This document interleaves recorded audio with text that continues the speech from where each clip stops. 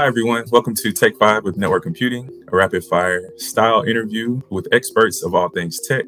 I'm Brandon Taylor for Network Computing, and today I get the opportunity to speak with Alapan Arnab, former VP for Technology Resilience and Reliability of Scotiabank. So, welcome, Alapan. Thank you for taking the time to join me. To get started, will you tell us about your former role at Scotiabank and then also what you've currently been up to? Sure. Thank you, Brandon, for having me. So, my former role at Scotiabank, I headed up a global team across, across the organization, looking at technology resilience and reliability. So, looking at making sure all the banking systems were up and running for the customers, which span from you and I as retail customers all the way to large companies and corporates and trusts.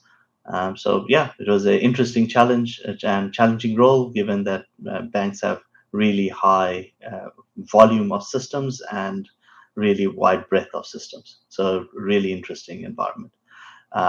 Since leaving Scotiabank, I'm work as a vCISO and consultant, specifically in resilience and technology and cyber risk areas. What are some of your greatest challenges that you're facing right now?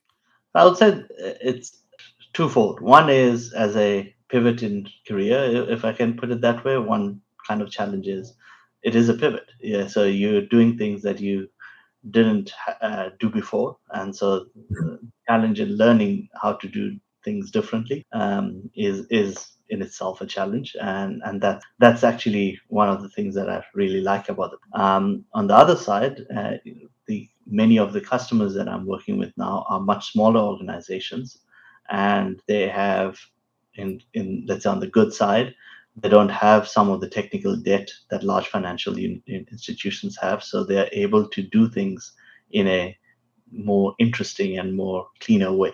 We'll change gears here just a little bit. I'm going to present a few tech hot takes with multiple choice answers, and I just want your reaction. And so, our first one is AI generated content will replace intellectual property by 2030. Yes, no, or maybe. I would say it's a maybe. I think it's a bit of both situation. So there will always be intellectual property generated by humans. So that's why I'm saying I don't think it'll be a complete replacement.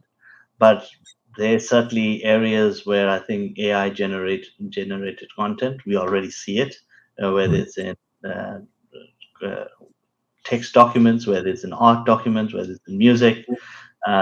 So it's certainly going to be a much bigger player.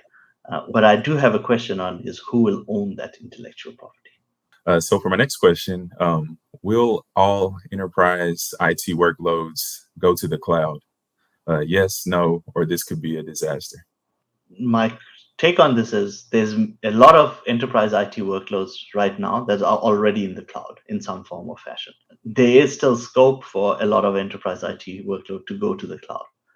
But there's also a whole bunch of enterprise IT workloads that cannot move to the cloud because there's no cloud that can support them, or there are limited number of cloud providers that can support them.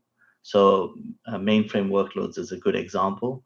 The traditional IBM mainframe is something that technically should be easy to move to the cloud-like environment because mainframe is inherently a shared environment.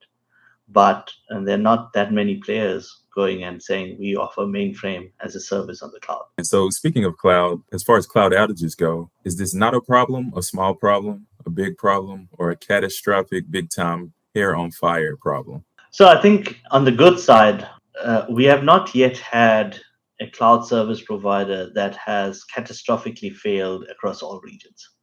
Mm. We have had cloud providers that have failed in a single region, and all the major players have had failures. So this is not a take on any single provider.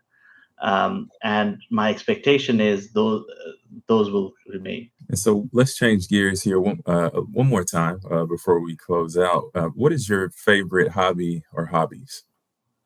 I like hiking, so I would say hiking is probably my favorite hobby, together with traveling, and mixing them together is even better. For my last question, I just want to know if you could wake up with one superpower tomorrow morning, what would it be and why? Languages, and specifically human languages as opposed to tech languages. I would say that I've tried to learn a lot of different languages and have never really been good at learning any other than English. And even I would maybe suggest my English is not where it should be. So so I would say that learning human languages and being able to communicate across multiple languages and truly communicate across multiple languages is where.